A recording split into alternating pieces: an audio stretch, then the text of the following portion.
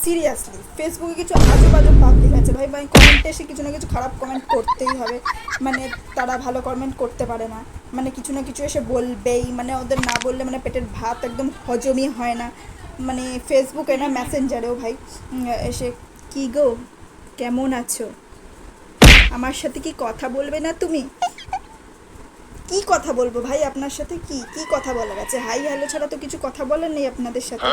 তারপরে আবার কিছু কিছু পাবলিক বলবে বয়ফ্রেন্ড আছে মনে হয় তাই জন্যই এত ঘ্যাম দেখাচ্ছ।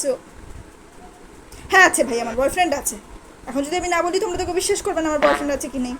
তারপর আবার কিছু কিছু বুড়ো লোক বলবে নাম্বার দেব কল করবে না, আমি করব, আবার হুটহাট করে ভিডিও কল করে দেবে বা মেসেঞ্জারে ভয়েস মেসেজ করে দেবে। হ্যালো কি গো, হাই হাই হাই করে ভরিয়ে রেখে দিল।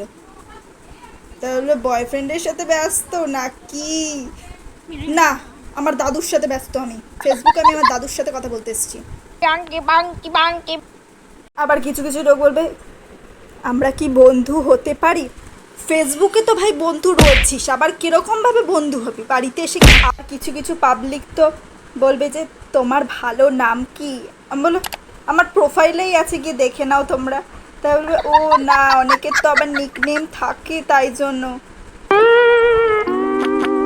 আমি অন্যের ইনস্টাগ্রাম করো, তুমি হোয়াটসঅ্যাপ করো, তো আমি ভাবলাম বয়ফ্রেন্ডের সাথে মনে হয় ব্যস্ত আছো তুমি।